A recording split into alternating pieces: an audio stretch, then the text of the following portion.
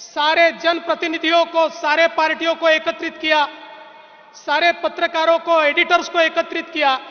उनके सामने हमने इस संकल्पना को रखा, उनके जितने सवाल थे सवालों का जवाब दिया और उसके बाद हमने इसकी शुरुआत की। सबसे पहले भूमि अधिग्रहण एक बहुत महत्वपूर्ण विषय था। उसके लिए काफी राशि चाहिए थी, कोई बैंक देने को तैयार नहीं थी। प्रधानमंत्री जी, हमारे महाराष्ट्र सरकार के कुछ बेटे ऐसे हैं जिनके पास बहुत पैसा है, एमएमआरडीए है, एमआईडीसी है, सिडको है। तो हमने उनको कहा कि सारा पैसा बंबई में कमा के बंबई में मत लगाइए, अब ये पैसा विदर्भ, मराठवाड़ा और उत्तर महाराष्ट्र को भी लगाइए। हमने उनसे पैसा उधार लिया और सारी जमीन का अधिग्रहण किया।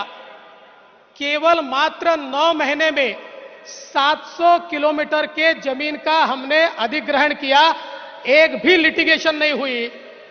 और मैं ये बताना मेरा फर्ज मानता हूं, हमारे एकनाथ शिंदे जी ने स्वयं जाकर वहां पर सिग्नेचर की, क्योंकि उस समय के उनके नेता गांव में जाकर विरोध करते थे। उन्होंने गांव में जाकर सभा ली और कहा 1 इंच भी जमीन मत दीजिए।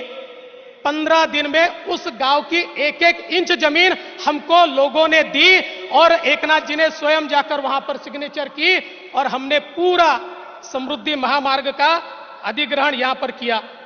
और साथ साथ एक नया मॉडल तैयार किया जिसमें हमने हमारी एमएसआरडीसी को 50,000 करोड़ के भूमिया, मुंबई के प्लॉट्स, ये हमने उनको दिए, उनका नेटवर्क बढ़ाया और लैंड सिक्योरिटाइजेशन मॉडल पे सबसे पहले पैसा जमा किया, सारी बैंकों को बुलाया।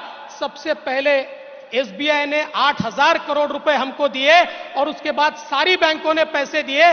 पैसे की कोई कमी नहीं पड़ी। आज 50,000 करोड़ रुपए का ये महामार्ग तैयार हुआ है। और प्रधानमंत्री जी, आपने जो नया लैंड सिक्योरिटाइजेशन का मॉडल लाया है और मोनेटाइजेशन का मॉडल लाया है, मैं दावे से कहता हूं आने वाले 2 साल में इस महामार्ग से 50,000 करोड़ रुपया हमको मिलेगा, जो अन्य इंफ्रास्ट्रक्चर पर हम लगाएंगे। इतना जबरदस्त ये मॉडल तैयार हुआ है। और एक चीज का उल्लेख मैं करना चाहता हूं, आपने भारत को गति शक्ति नाम की एक ऐसी योजना दी है जो विश्व की सबसे अच्छी योजना है, सबसे थॉटफुल, सबसे कल्पना शक्ति की योजना है, जो भारत के चित्र को बदलेगी। गति शक्ति का एक उदाहरण ये महामार्ग भी है। इस पर रोड बना है, इसमें हमारे पास रेलवे के लिए जगह हमने रखी हुई है। इस पर हम लोग semi high speed cargo train चलाना चाहते हैं, उसकी पूरी जगह हमने अधिग्रहित करके रखी है। इसमें हमने मल्टी यूटिलिटी कॉरिडोर तैयार किया है। इस मल्टी यूटिलिटी कॉरिडोर में मैं भारत सरकार का और आपका आभार व्यक्त करूंगा।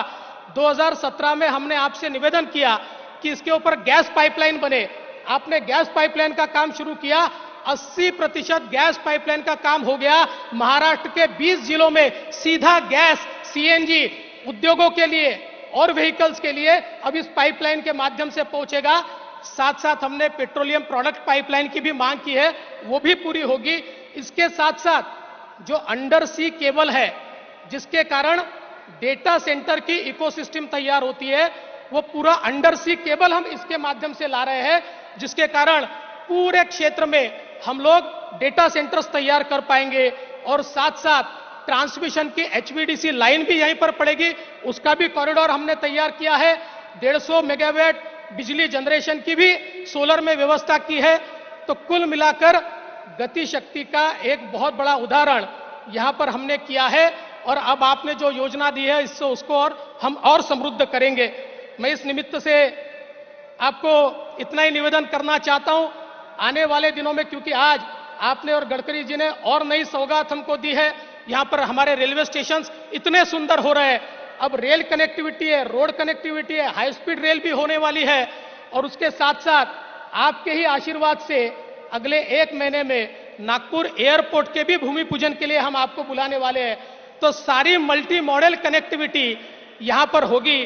तो मैं ऐसा मानता हूं कि आज 14 जिले हमने जेएनपीटी पोर्ट से जोड़े और हमारे मुख्यमंत्री जी गढ़चिरौली और गोंदिया को भी जोड़ने जा रहे हैं। तो पूरा महाराष्ट्र ये पोर्ट लेड डेवलपमेंट का एक नया मॉडल इस महामार्ग के माध्यम से करेगा। और माननीय प्रधानमंत्री जी, मैं इस समय कुछ लोगों का उल्लेख जानबूझकर करना चाहता हूं। विशेष रूप से इस महामार्ग को बनाते समय हमारे राधेश्याम मोपलवार होंगे या हमारे मनोज सौनिक होंगे, हमारे प्रवीण परदेसी होंगे, हमारे गायकवाड़ होंगे। मैं जिनके नाम का उल्लेख नहीं कर पाया उनकी माफी मांगता हूं, पर इस टीम ने जो काम किया है वो बहुत जबरदस्त काम इन्होंने किया है और इनके कारण ये महामार्ग हो पाया है। और अब अगले पादान पर नागपुर से गोवा इसी प्रकार का महामार्ग जो मराठवाड़ा, वेस्टर्न महाराष्ट्र और विदर्भ को इंटीग्रेट करेगा, इसकी भी संकल्पना हमने तैयार की है। मैं आपका बहुत विशेष आभार, मेरा समय समाप्त हो चुका है, फिर भी मैं इसलिए मानना चाहता हूं कि आपकी गति लोगों के ध्यान में आनी चाहिए।